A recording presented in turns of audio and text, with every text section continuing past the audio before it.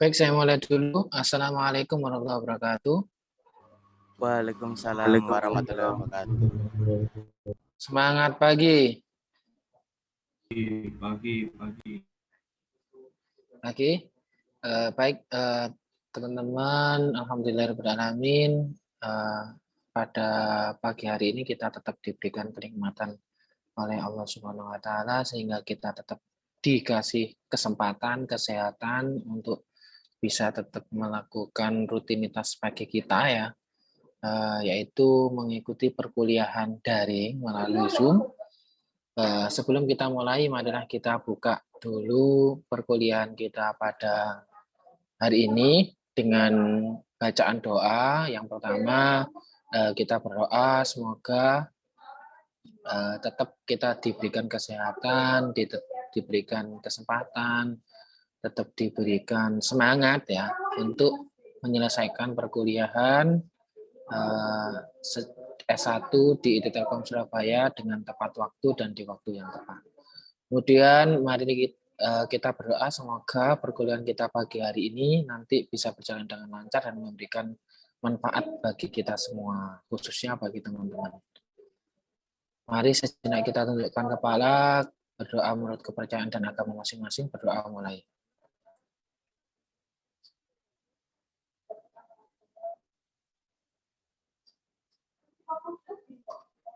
Amin, amin, ya rabbal alamin. Baik teman-teman, kemarin gimana tugasnya? Ada kendala?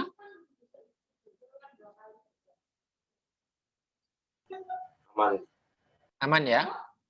Baik, saya lihat juga sudah yang mengumpulkan sudah 43.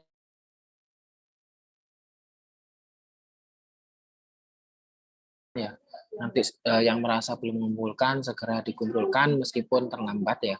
Karena ketika terlambat nanti akan ada standar penilaian tersendiri. Cuman daripada nggak ngumpulkan sama sekali ya, mending terlambat daripada tidak ya, seperti itu. Baik, teman-teman, untuk pertemuan minggu ketiga ya, ini kan minggu ketiga ya, sudah nggak terasa mau 1 bulan ya kita kuliah. Oke, ini mengenai pengenalan sistem ERP ya, pengenalan sistem ERP untuk manajemen ya, untuk perusahaan ya. Manajemen itu perusahaan yang dalam lingkup besar seperti itu ya. Oke, lanjut ke slide selanjutnya ini. Kalau kemarin kan sudah sempat disinggung ya mengenai sistem ERP itu apa, seperti itu ya. Kemudian kemarin sudah disinggung juga fungsional areanya, ada apa saja, seperti itu ya. Nah ini kita bahas lebih detail mengenai sistem ERP. Nah ada 4 ya, ada 4 yaitu yang pertama itu ERP sistem. Nah ini kalau dijelaskan di buku yang menjadi pegangan kita ya, menjadi salah satu buku rujukan kita ya, itu bukunya Pak Moltewala ya. Nah, itu nanti teman-teman bisa cek. Nah, ini itu membahas secara umum mengenai sistem ERP ya. Nah, ini yang pertama kita mempelajari sistem ERP itu di chapter 2 dan di chapter 3. Kemudian untuk bagian 2 itu mengenai ERP implementation. Jadi memang ERP ini sangat luas sekali ya, sampai ada satu buku yang membahas sistem ini tersendiri. Ini chapter 4, chapter 5, chapter 6, chapter 7 ya. Kemudian people and organization, karena ini juga salah satu hal yang penting ya, hal yang penting dalam pengimplementasian dan pemakaian ERP seperti itu. Ini dibahas di chapter 8, chapter 9, dan chapter 10. Kemudian bagian yang keempat ini ERP extension ya. Nah, ERP extension ini adalah beberapa bagian bidang keilmuan ya, yang itu juga masih berhubungan dengan ERP. Ya, ini ada di chapter 11 dan chapter 12, yaitu salah satunya adalah SCM dan juga CRM ya, Customer Relationship Management. Ini nanti SCM dan CRM ini nanti akan ada mata kuliah sendiri nanti di semester selanjutnya ya. mengenai apa manajemen rantai pasok dan juga pengelolaan hubungan pelanggan ya. Oke, ini masih overview dari buku yang menjadi referensi utama kita ya. Oke, kemudian tujuan pembelajaran kita pada hari ini ya, teman-teman. Ini adalah yang pertama, teman-teman nanti bisa memahami evolusi sistem ERP dan peran historisnya dalam organisasi yang mengarah pada integrasi sistem dan enterprise resource planning atau ERP ya. Jadi ini masih ada hubungannya dengan sistem integrasi kemarin ya. Cuman ini sudah mulai ke proses evolusinya, proses apa ya, tahap per tahap, step by step-nya seperti itu. Kemudian akan mempelajari tentang sistem dan evolusi ERP, komponen dan arsitektur. Kemudian memahami manfaat dan kelemahan penerapan sistem ERP dan bagaimana ERP dapat membantu organisasi meningkatkan efisiensinya dan produktivitas kerja ya.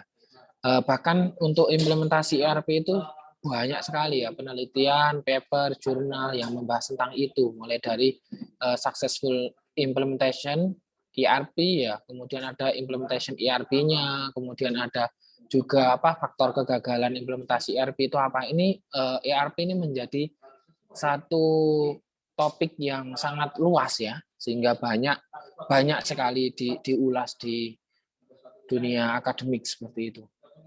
Kemudian yang ketiga, dapatkan ikhtisar atau ringkasan ya proses implementasi, misalkan the ERP life cycle atau siklus hidup ERP, kemudian rekayasa ulang proses bisnis ya, proses business engineering seperti itu, kemudian manajemen proyek dan manajemen perubahan. Nah, ini juga manajemen proyek, manajemen perubahan ini menjadi satu mata kuliah sendiri nantinya. Manajemen proyek terutama ini nanti ada mata kuliah manajemen proyek sistem informasi ya, namanya MPSI nanti di semester selanjutnya. Jadi memang ini adalah satu bidang keilmuan yang besar ya. Kemudian memahami peran orang, vendor, konsultan. Ya, nah ini nanti teman-teman kalau berhubungan dengan bidang ilmu sistem informasi ini nanti teman-teman salah satu luaran lulusan kita itu adalah menjadi konsultan IT ya. Konsultan itu artinya dia di bagian analisis itu dapat seperti itu ya. Kemudian organisasi dalam membuat proses implementasi ERP itu bisa sukses atau berhasil ya. Ini juga nanti akan secara ringkas ya itu akan kita bahas di materi hari ini seperti itu. Kemudian memahami tantangan etika global dan keamanan saat menerapkan sistem ERP dan melihat vendor ERP dan tren industri. Nah ini jadi lumayan ya, lumayan luas dan lumayan banyak juga ya. Tapi memang all about ini nanti kita fokus di ERP ya.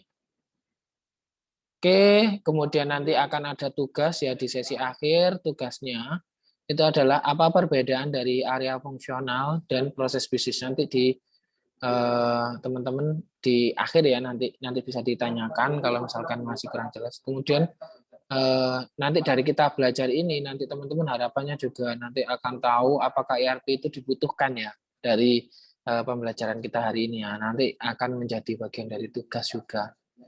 Kemudian bagaimana implementasinya ya. Nah, karena nanti dijelaskan juga proses implementasinya. Kemudian siapa yang bertanggung jawab untuk proses implementasi ERP di perusahaan seperti itu. Oke. Baik, ini sudah lebih dari 15 menit untuk pembuka ya. Sampai di sini dulu ya. Habis ini kita lanjutkan mengenai preview implementasi ERP ya. Oke, ini kita stop share dulu ya. Teman-teman kita beranjak ke absensi ya. Di apa Odoo ya nanti. Nah, nanti akan lebih mengenal lebih detail lagi. Ini gambarannya seperti itu. Jadi ini ada beberapa modul nanti yang diintegrasikan di sistem ERP kayak di sistem ERP-nya. Kemudian modul-modul tersebut ya ini kan berada di paling bawah tuh di bagian sistem ya. Kemudian nanti ditampilkan dalam bentuk GUI tools ya. GUI tools ini biasanya kebanyakan sih ya. Ini setahu saya ini web enabled. Jadi dalam bentuk web ya, dalam bentuk website. Nanti kayak misalkan Odoo itu kan bisa diakses di odoo.com ya. Itu kan ada GUI desainnya, ada tampilannya seperti itu, ada menu-menunya. Kayak inputan-inputan kayak gitu ya. Kemudian ini ditransformasikan dijembatani seperti itu oleh akses internet. Kemudian bisa terhubung dengan vendor, employees, kemudian klien. Employees ini juga nanti bisa dengan user. User ini bisa macam-macam ya, bisa customer-nya, bisa staff-nya. Tapi rata-rata ini sih biasanya stakeholder dan juga internal ya, internal di dalam perusahaan. Kalau customer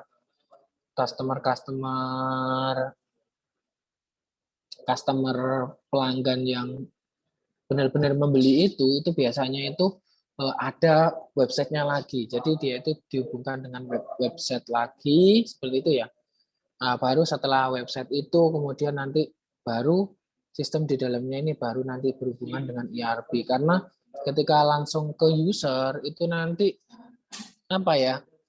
dari aspek keamanan juga nanti jauh lebih riskan lagi, ada resiko lagi di sana seperti itu. Salah satu contoh perusahaan yang menerapkan ERP di bidang non manufaktur itu salah satunya adalah Garuda. Itu setahu saya Garuda Indonesia itu juga menerapkan sistem ERP juga dalam mengatur penerbangan ya, proses bisnis di penerbangan seperti itu.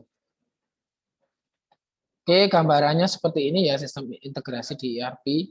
Jadi lumayan kompleks ya seperti itu. Oke, kemudian sistem di ERP itu tujuan lainnya dari sistem penerapan sistem ERP adalah menciptakan infrastruktur tunggal yang melayani kebutuhan masing-masing departemen. Jadi ketika dia sistemnya terintegrasi, ya itu nanti harapannya ada satu data di sana, kemudian lebih cepat, lebih efisien tadi ya. Dan sistem ERP menggantikan bermacam-macam sistem yang biasanya ada di organisasi.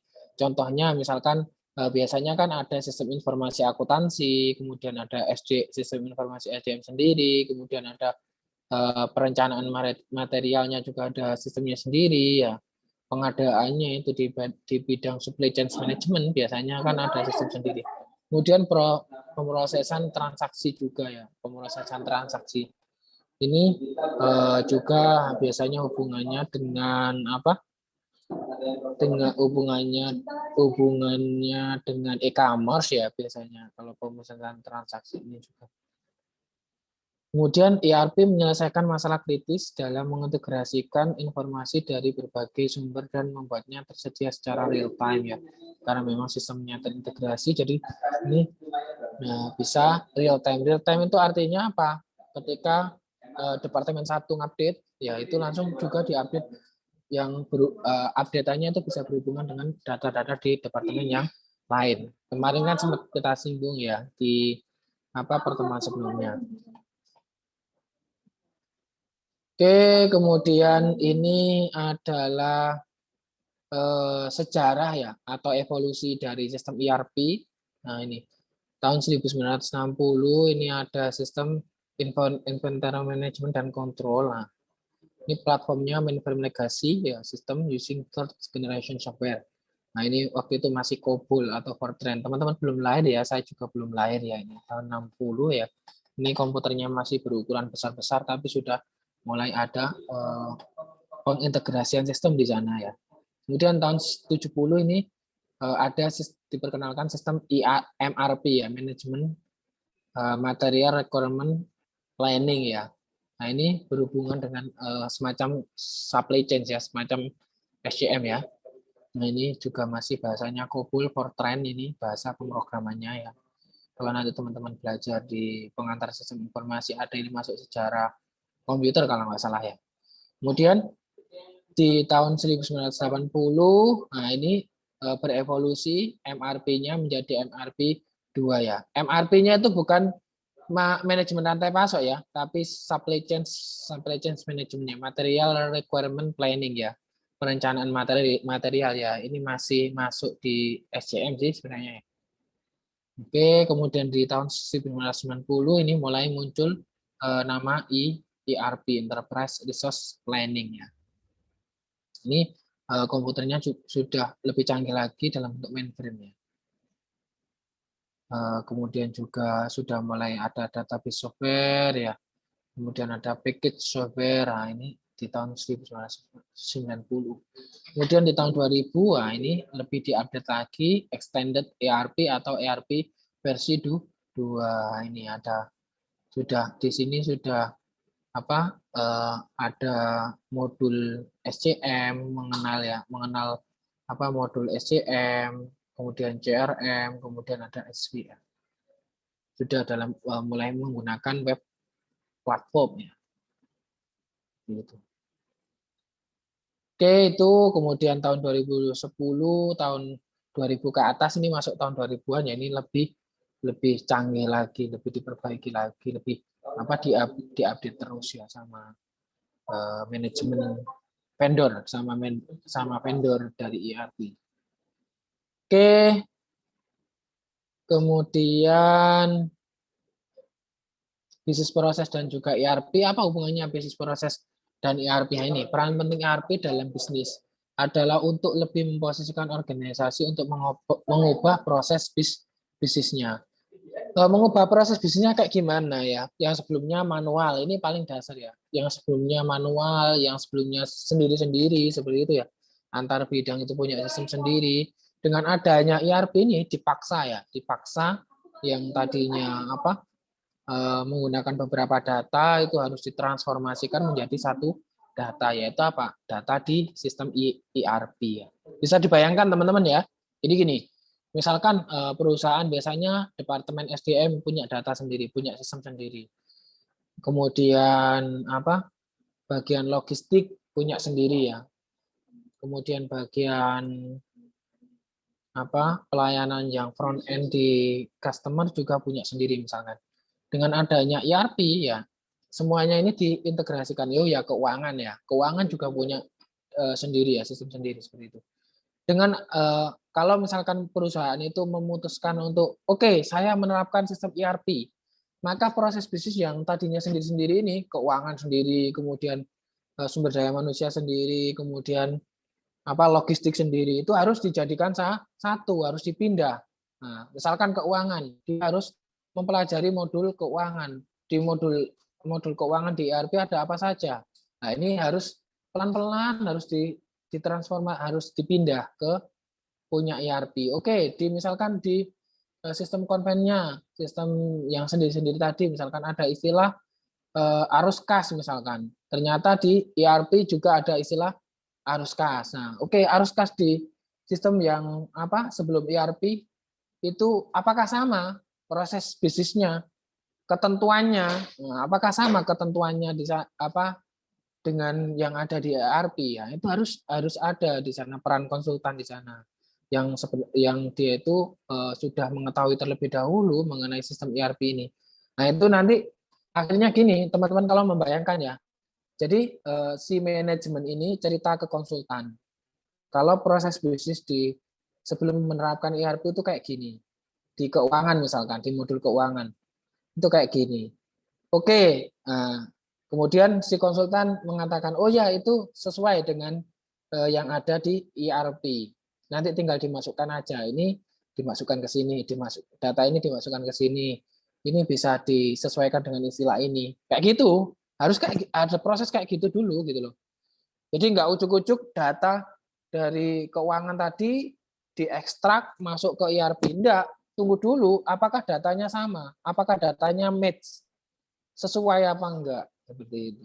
Ya harus ada proses transformasi itu dulu gitu loh.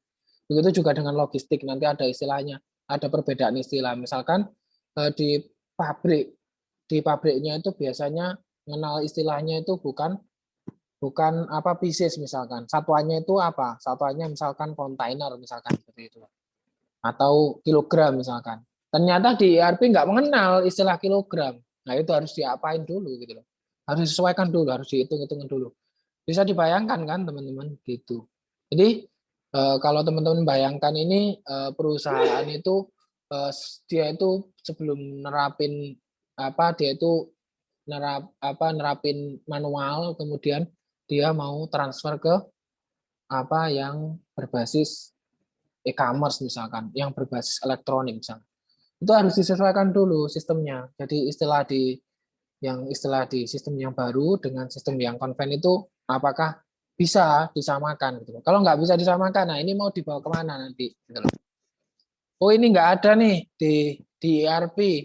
Nah ini nanti gimana? Mau tetap dipaksakan harus masuk di sistem ERP atau enggak misalkan. Kalau enggak itu nanti juga ada resikonya sendiri. Nah, artinya dia harus berada di luar sistem ERP ya. Itu nanti enggak malah mempersulit transformasinya atau enggak malah menambah proses bisnis baru di perusahaan kayak gitu. Nah, ini hal mendasar yang harus diperhitungkan sebelum nanti menerapkan sistem ERP. Nah, ini nanti jadi salah satu bagian tugas dari teman-teman nanti ketika misalkan teman-teman nanti bekerja di perusahaannya menerapkan ERP dan teman-teman sudah mempelajari terlebih dahulu mengenai sistem ERP itu kayak gimana. Nah ini ya, ini betapa pentingnya hubungan antara proses bisnis perusahaan dengan sistem ERP. Kemudian perangkat lunak ERP memiliki ratusan proses bisnis yang dibangun ke dalam logika sistem yang mungkin atau mungkin tidak setuju dengan proses organisasi saat ini ya, yang saya katakan tadi ya. Misalkan ada proses bisnis yang, waduh ini kayaknya di ERP nggak ada ini ya. Nah itu harus gimana gitu loh. Harus, apakah mungkin itu dipaksa masuk ke sistem ini ya. Misalkan apakah kemudian yang konven tadi itu harus dihilangkan proses bisnisnya, diganti proses bisnis baru yang sesuai dengan ERP misalkan seperti itu. Nah itu harus diperhitungkan nanti oleh perusahaan gitu loh. Di fase manajemen perubahan nantinya seperti itu. Oke, saat menerapkan sistem ERP, organisasi memiliki dua pilihan. Nah ini proses bisnis dan rekayasa perangkat lunak. Nah ini harus transformasi gini. Jadi ada dua pilihan. Nah, yang pertama, mengubah proses bisnis agar sesuai dengan fungsionalitas ERP, atau yang kedua, merubah perangkat lunak ERP agar sesuai dengan proses bisnis. Intinya itu, bagaimana ketika perusahaan sudah memutuskan menerapkan ERP, ini harus diambil pilihan ya. Mana yang lebih efisien? Artinya, mana yang lebih efisien itu dalam proses transformasinya itu yang membutuhkan sumber daya lebih sedikit ya, lebih hemat katakan seperti itu. Nah, ada dua pilihan ini, mau perusahaan yang menyesuaikan dengan ERP atau ERP-nya harus menyesuaikan dengan perusahaan. Nah, ini harus diperhitungkan dengan matang nanti seperti itu ya. Karena nanti akan berkaitan dengan anggaran proses transformasinya itu ya. Kayak gitu. Ya. Nah, ini menjadi sangat menarik sekali. Bahkan ini ada beberapa penelitian tersendiri ya untuk memperhitungkan proses efisiensi dari transformasi perusahaan dari belum menerapkan ERP menjadi menerapkan seperti itu. Nah ini. Oke, sistem ERP terdiri dari hardware, software ya. Nah, hardware-nya dalam bentuk apa? Server misalkan, dalam bentuk server. Ini hardware-nya. Kemudian software-nya dalam bentuk sistem operasi ya, kemudian database, kemudian informasinya dalam bentuk organization data from internal and external source. Nah ini bisa dibayangkan ya, ini dari informasi ini aja sudah sangat kompleks sekali ya. Kemudian proses ini mulai dari bisnis proses ya, kemudian prosedur, kemudian policy ya, kebijakan seperti itu. Nah ini banyak sekali ya teman-teman. Kemudian people, nah ini end user dan juga IT staff. Nah, kompleks ya. Nah, ini makanya teman-teman ini justru sangat sangat beruntung ya sudah dipelajari di masa perkuliahan semacam ini sehingga nanti bisa dibayangkan kok teman-teman ketika perusahaan akan menerapkan itu pastinya perusahaan akan menentukan leader-leadernya terlebih dahulu. Orang-orang yang punya pengalaman di ERP itu nanti akan direkrut kan.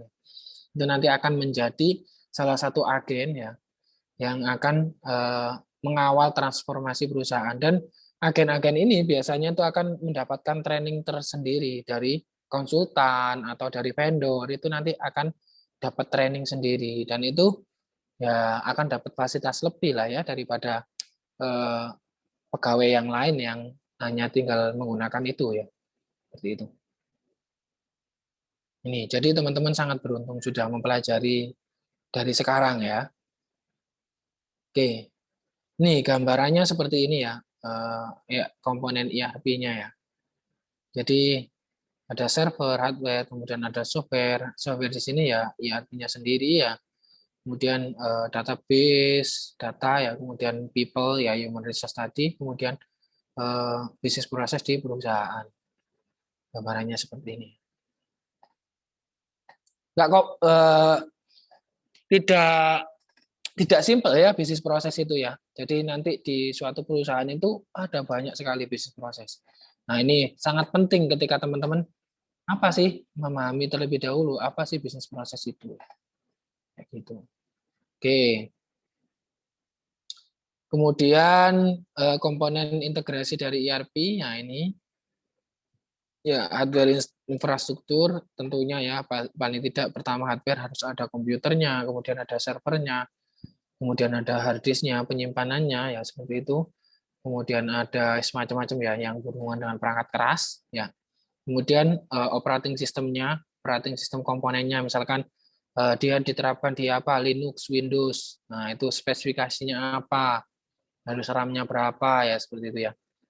Nah, itu macam-macam ya. Kemudian database. Database-nya nanti misalkan mau menggunakan database perusahaannya ada database MySQL misalkan atau SQL Server misalkan atau apa ya. Apakah kemudian bisa di-match-kan atau diintegrasikan dengan ERP? Nah, misalkan seperti itu. Apakah dia menggunakan web service atau enggak? Nah, itu nanti juga berhubungan. Ya, ini kita pelajari pelan-pelan ya nanti. Ini mulai apa secara global dan lebih dahulu. Nanti teman-teman di pertemuan-pertemuan selanjutnya akan lebih detail lagi. Kemudian sistem ERP itu sendiri, kemudian user ya ini, end user. Oke, kemudian mengenai arsitektur ERP ya ini. Arsitektur ERP ini mempengaruhi ya ini biaya, kemudian pemeliharaannya, maintenance-nya, penggunaan sistemnya ya. Kemudian arsitektur yang fleksibel ya memungkinkan skalabilitas saat kebutuhan berubah dan tumbuh. Nah, ini maksudnya apa skalabilitas ini? Jadi misalkan kalau arsitekturnya itu fleksibel ya, ketika kemudian ternyata ada kebijakan baru, policy kayak misalkan sekarang ini ya, apa pandemi seperti saat ini, karyawan SDM-nya harus dirumahkan, harus kerja WFH, harus apa online jarak jauh seperti itu. Nah, ini dengan arsitektur yang fleksibel ini nanti akan lebih mudah ketika ada kebijakan yang baru. Ini kan sangat krusial misalkan ternyata sudah menerapkan ERP dan ternyata ERP-nya itu bisa diakses dari rumah. Nah, misalkan seperti itu. Nah, ini kan enak kan seperti itu. Masih memungkinkan di WFH seperti itu. Nah, ini penting. Jadi suatu sistem yang fleksibilitasnya tinggi dan ini biasanya diharapkan dari adanya sistem IT ya. Nah, ini IT ini biasanya fleksibel ya.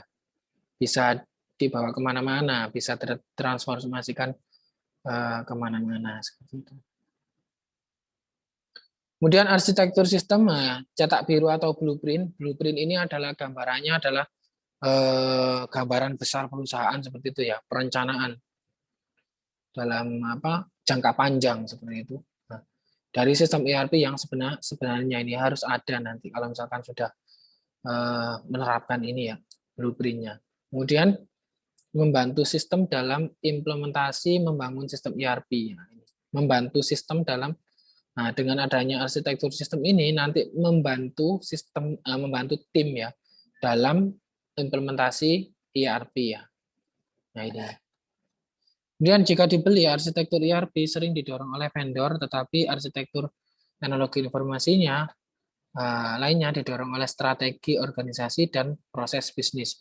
Kalau untuk arsitektur ERP itu nanti yang lebih mengetahui adalah vendor, tapi pendukung-pendukungnya yang ada di perusahaan itu kan tentu juga kan ada kan ya.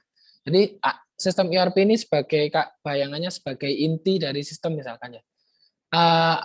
Arsitektur pendukungnya kan tentu ada kan ya.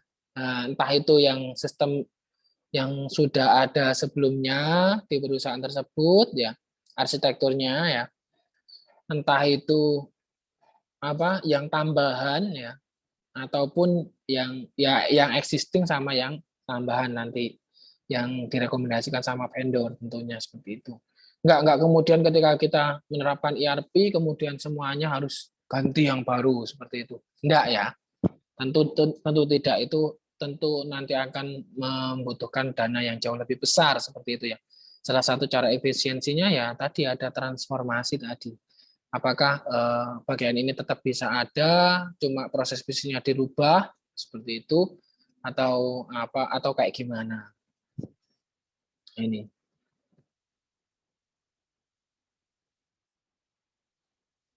Oke, kemudian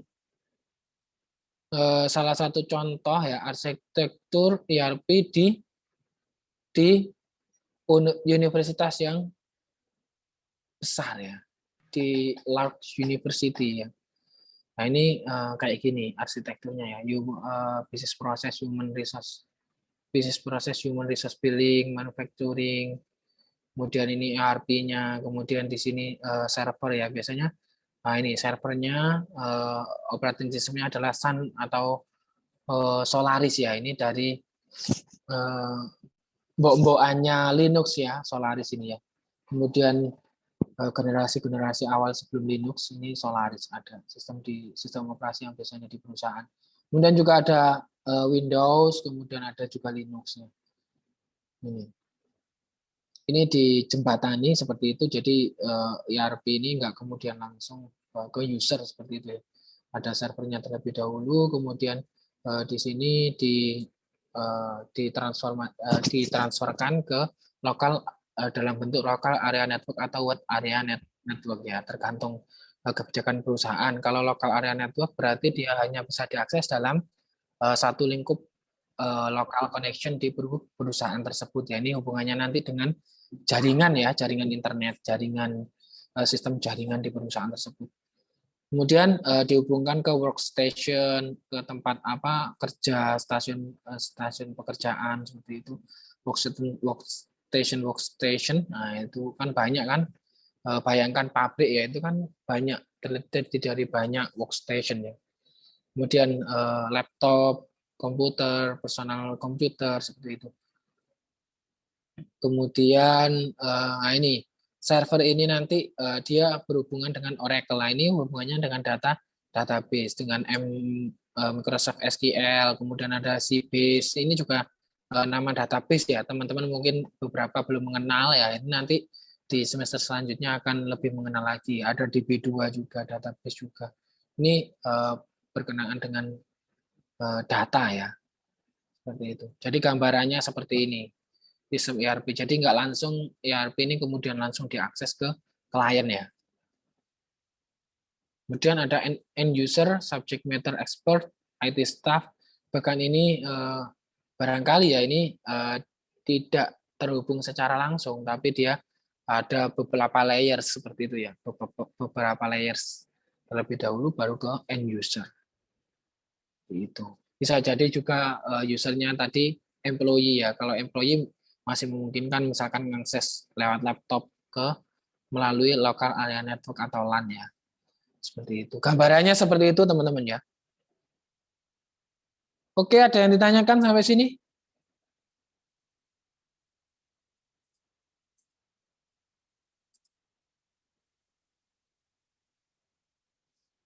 Oke. Silakan kalau misalkan ada yang ditanyakan. Belum ya? Belum ya, ini logical arsitekturnya. Jadi ini sangat teknis sekali di bagian jaringan nanti ya, di hardware and software-nya. Gambarannya kayak gini ya, gambarannya.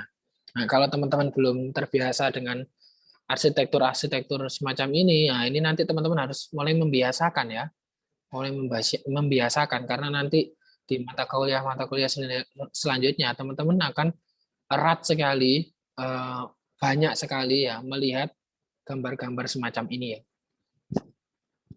Nah ini hardware ini ya komputer, bisa server, kemudian ini data, kemudian ada core business logistiknya, security-nya, kemudian ada functional business application ya, aplikasi fungsional bisnisnya, Ya, yang kemarin ini kan fungsional areanya tuh, ya modul-modul ya digambarkan dengan modul-modul itu. Kemudian ada fungsional bisnisnya yang menyembatani ya, menyembatani fungsional areanya tadi. Kemudian ada client user atau interface, application dan end user ya. Oke, gambarannya seperti itu ya teman-teman. Oke, ini ada pertanyaan menarik nih dari si siapa ini ya? Yang joget-joget ya. Jadi, tahukah Anda perbedaan antara e-business dan ERP? Ayo, teman-teman. E-business ini saya yakin kemarin sudah didapatkan di mata kuliah pengantar sistem informasi kan ya kemarin ya.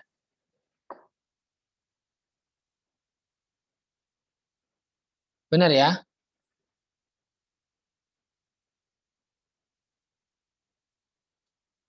Loh, kok nggak ada yang jawab nih? Berarti kemarin belum dapat materi e-business di PSI.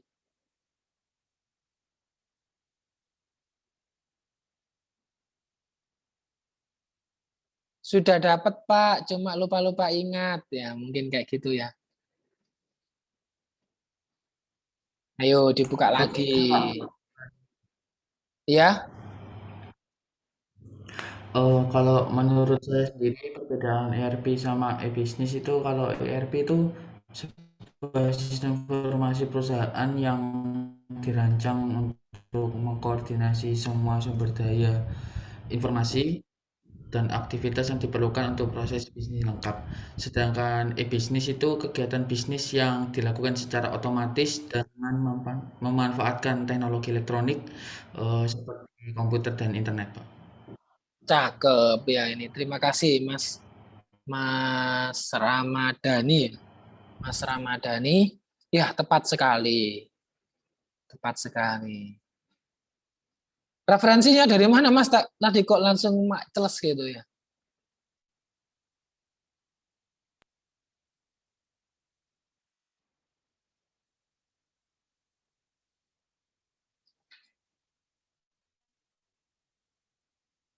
Mas Ramadhani.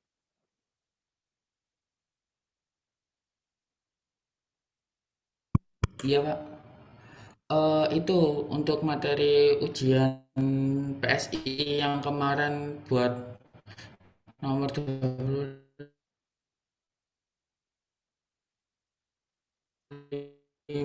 itu ada kayak penjelasan tentang e-commerce gitu. Oke, mantap. Ya, ini dosennya Pak Toton ya kemarin ya. Benar ya?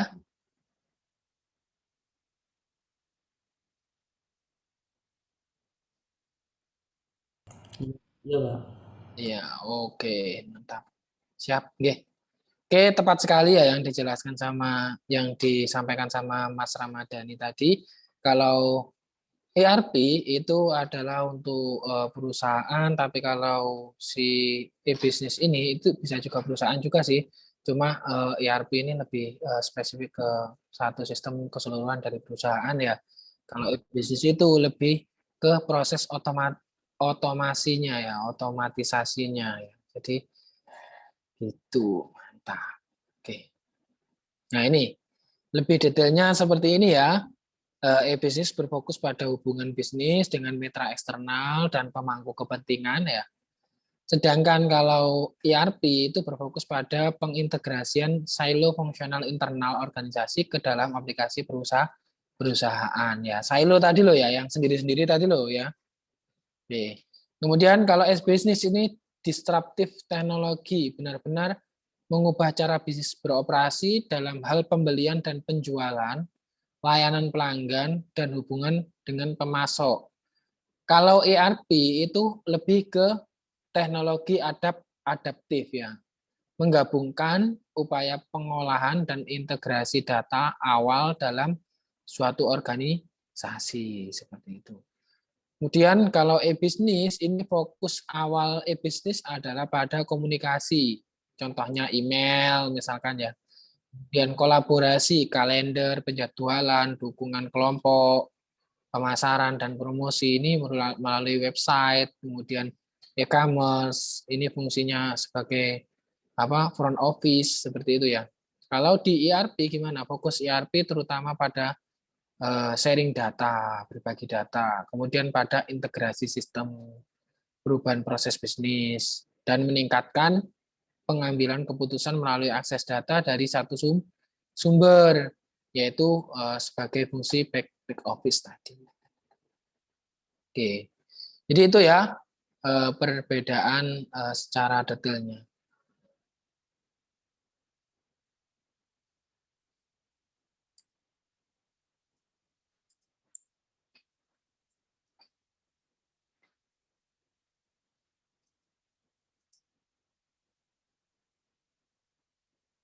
Oke, baik. Kemudian, nah ini gambarannya irisannya antara e-bisnis dengan ERP itu di sini ya. Kalau irisannya itu di bisnis strateginya, bisnis strategi alignment-nya ya, penyetaraan strategi bisnisnya. Nah itu irisannya ada di sana nanti. Berarti di proses bisnis nanti bisa match ya. Kemudian kalau lebih detailnya, e-bisnis ini lebih ke external process ya, integration and effectiveness ya.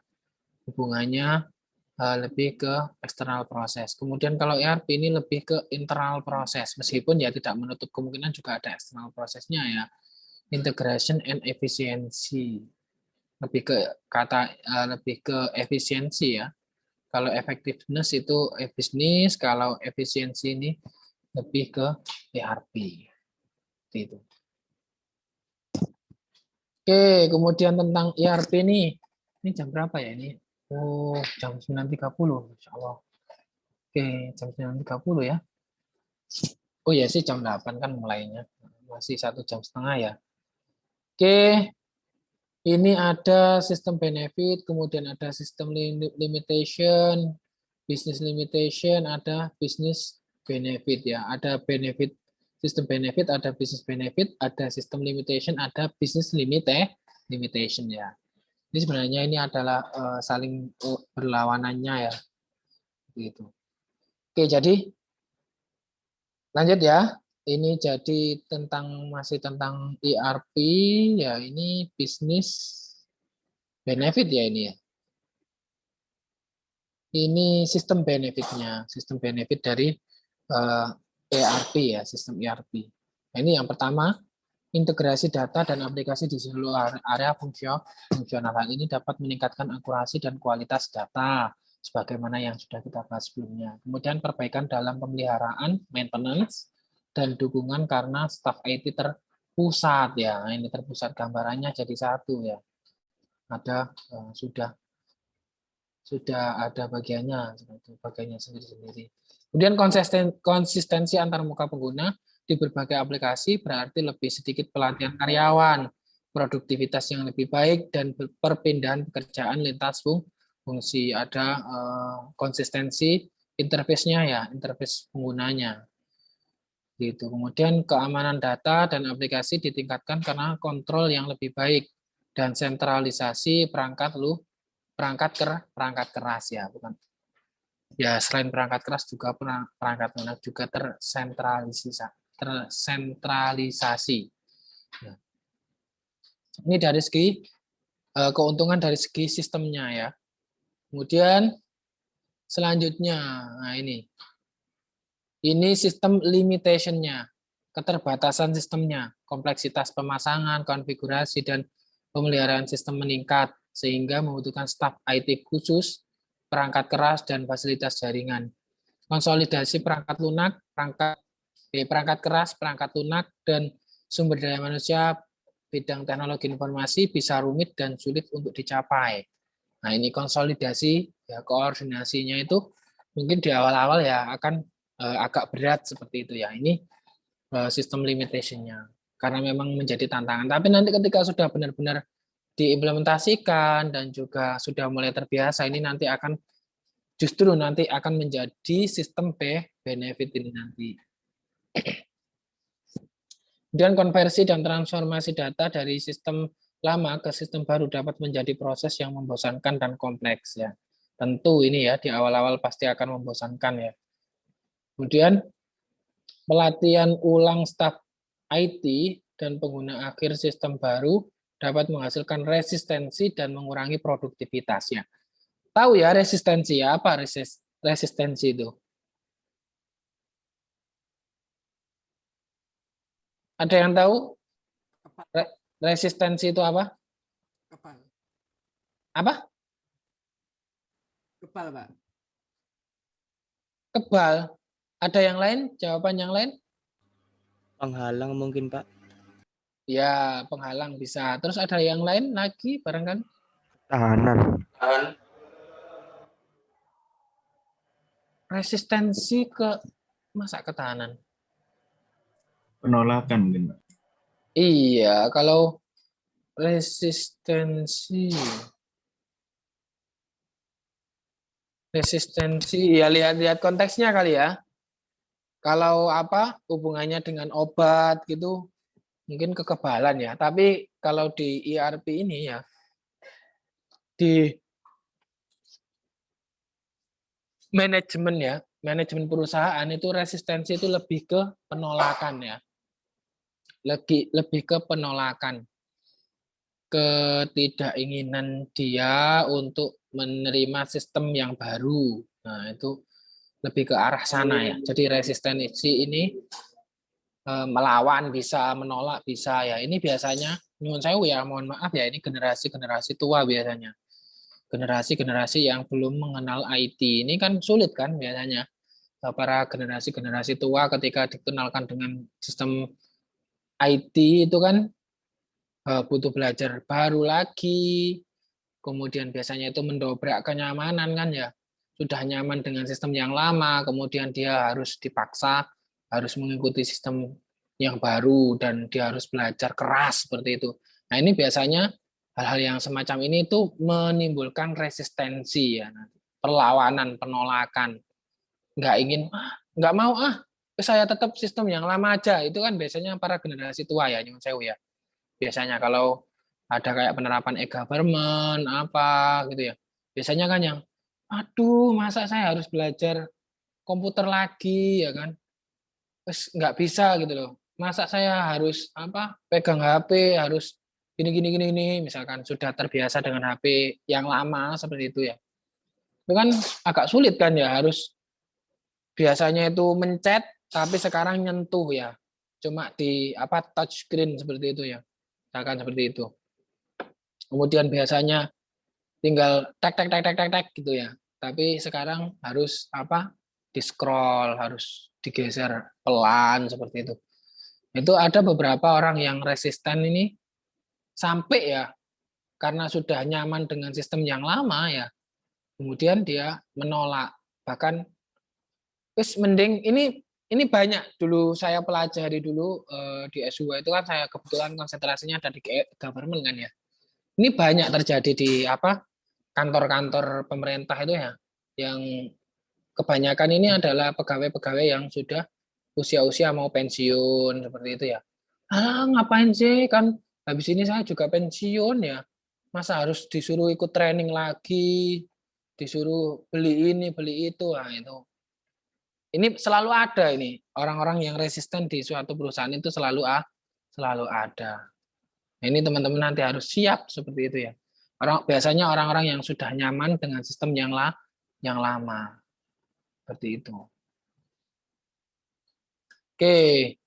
Kemudian bisnis benefit-nya nih. Nah, keuntungan bisnisnya nih meningkatkan kelincahan organisasi dalam hal menanggapi perubahan lingkungan untuk pertumbuhan dan mempertahankan pangsa pasar ya. Kemudian berbagi informasi, membantu kolaborasi antar unit, tentu ini ya.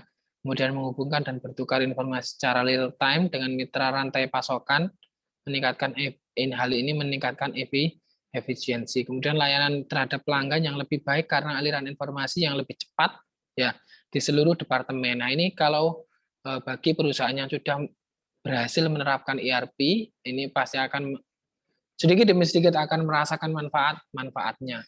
Kemudian efisiensi proses bisnis ditingkatkan karena rekayasa ulang proses bisnis. Nah, ini. Karena re-engineering-nya tadi berhasil seperti itu. Oke, kemudian business limitation-nya nih apa? Nah, ini harus ada pelatihan ulang terhadap semua karyawan dengan sistem baru, dapat memakan biaya dan waktu. Tentu ini ya, kan transformasi tadi ya, butuh training, bahkan mungkin digilir ya. Ini pasti membutuhkan dana juga. Nah, ini makanya sebelum penerapan sistem ERP ya, ini harus ada training, harus ada konsultasi dengan konsultan ya, harus ada proses transformasi tersendiri. Kemudian perubahan peran bisnis dan batas-batas departemen dapat menciptakan pergolakan dan resistensi terhadap sistem baru. Misalkan ya, nyuwun sewu ini. Nah, salah satu contohnya misalkan di sistem yang lama itu ada 12 departemen. Otomatis kan ada 12 kabak ya.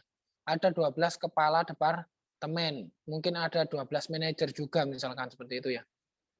Dengan adanya sistem ERP ini jadi lebih mampat. 12 itu kebanyakan. Departemen 1, departemen A dan B ini bisa dijadikan satu, menjadi satu departemen. Nah, misalkan seperti itu.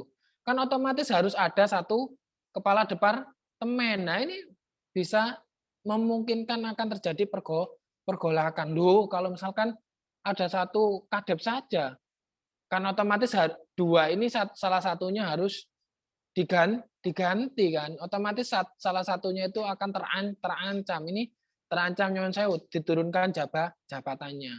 Yang sebelumnya jadi kepala departemen mungkin turun jadi di bawahnya. Ini kalau orang-orang yang nyuwun sewu ya sudah nyaman di situ, yang nggak terima ya nggak mau, pasti dia akan resisten. Ini salah satu nanti yang akan menjadi tantangan tersendiri di dalam menerapkan sistem yang baru. Ini harus diperhitungkan. Kalau nggak diperhitungkan, chaos nanti bisa ya. Bisa orang yang nyuwun sewu, misalkan orang ini punya pengaruh besar ternyata ya, seperti itu. Dan dia nggak dikasih apa-apa misalkan di situ ya. Kemudian diturunkan jabatannya. Ini harus diperhitungkan ya. Bisa-bisa nanti nggak di ACC, nggak setuju dan seterusnya. Nah, ini harus diperhitungkan hal-hal semacam ini. Ini hal-hal semacam ini yang biasanya juga menjadi hambatan dan tantangan di dalam pengimplementasian sistem ERP. Jadi nggak mudah memang ya, seperti itu. Ini bisa dibayangkan teman-teman ya. Kepentingan belum nanti ada kepentingan-kepentingan politis, kepentingan-kepentingan apa ya kan di situ yang bermain seperti itu ya. Nah ini harus diperhitungkan seperti itu. Iya. Nah ini gambarannya seperti ini. Nah, kalau di sistem di transformasi sistem itu ya. Yang pertama ini ada SOTK, apa? Sistem Organisasi Tata Kerja. Nah, ini teman-teman kalau nanti berikut organisasi ini nanti akan mengenal SOTK. Nah, ini nanti teman-teman ini nanti akan ada pembagian SOTK ya. Nanti teman-teman masing-masing kelompok nanti ada yang proyek penjualan minuman yang disediakan di transportasi umum dengan kriteria maksimal bahan baku 4 macam. Misalkan ini salah satu contoh proses bisnis ya nanti di perusahaan seperti itu. Kemudian lembar kedua buat tugas masing-masing orang tiap fungsional bisnis. Nah ini. Kemudian buat gambar integrasi data antar fungsional bisnis ini nanti akan ada di tugas selanjutnya kalau nggak salah nanti tugas kelompok ya. Belum tugas ini, tugas hari ini masih tugas yang tadi ya. Oke, next. Kemudian kita ke ERP implementation, business process management ya. Nah, business process management. Ada yang ditanyakan terlebih dahulu sebelum kita lanjut ke business process management BPM. Ini sangat penting juga ini ya untuk proses di dalam ERP nanti.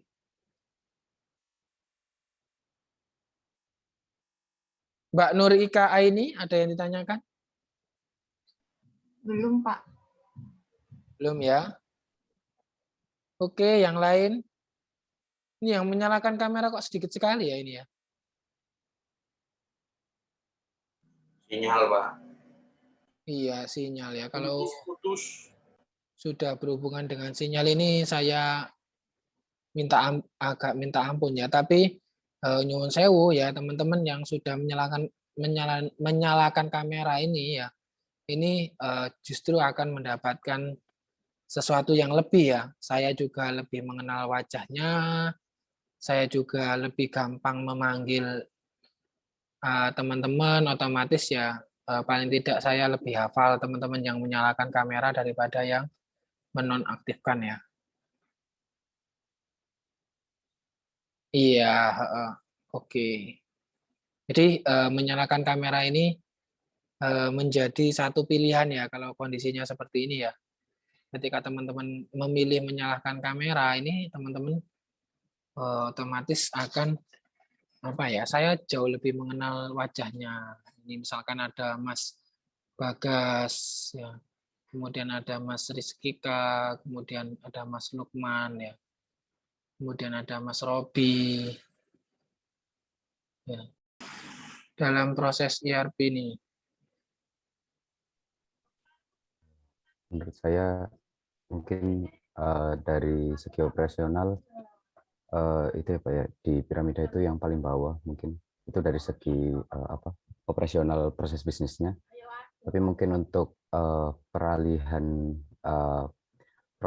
perubahan proses bisnis dari sistem yang awal menuju sistem ERP itu mungkin lebih banyak IT support.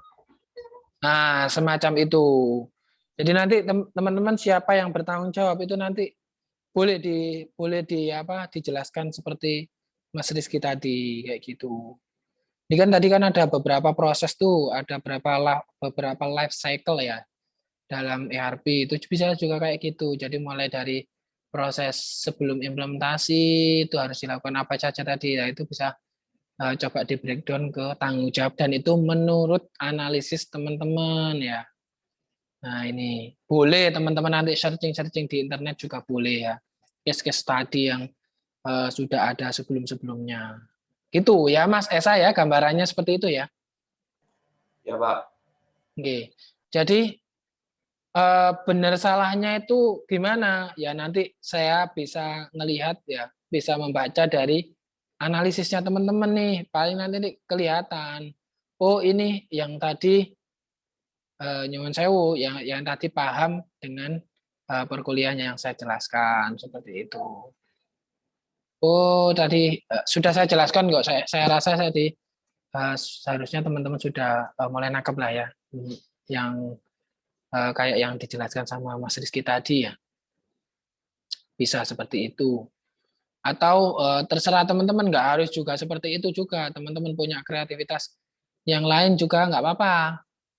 Di model dijawab dengan cara yang lebih sendiri lagi, yang menurut teman-teman lebih lebih simpel, lebih enak dibaca, monggo silahkan nggak apa-apa.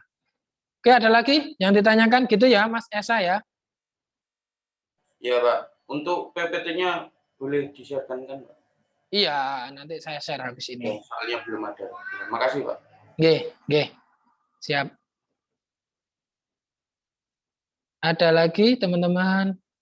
Bagaimana implementasinya? Saya rasa sudah dijelaskan ya tadi ya. Menurut Anda apakah ERP itu dibutuhkan? Nah ini harusnya kalau dari penjelasan tadi kayak gimana menurut teman-teman? Oh Pak nggak butuh Pak, misalkan alasannya apa kalau nggak butuh? Oh Pak butuh, alasannya apa? Seperti itu. Kalau perbedaan area fungsional dan juga proses bisnis, saya rasa sudah makin nampak ya, sudah makin nampak proses bisnis itu yang kayak gimana, area fungsional itu yang kayak gimana. Oke, ada yang ditanyakan lagi, teman-teman?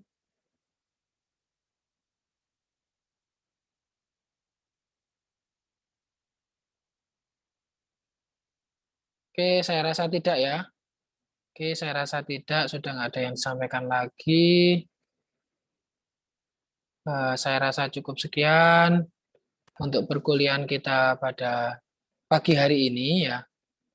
Kurang lebihnya mohon maaf. Semoga bermanfaat. Saya tutup ya. Wassalamualaikum warahmatullahi wabarakatuh. Waalaikumsalam warahmatullahi wabarakatuh. Terima kasih Pak Nasrul. Oke, sama-sama Mas Mbak.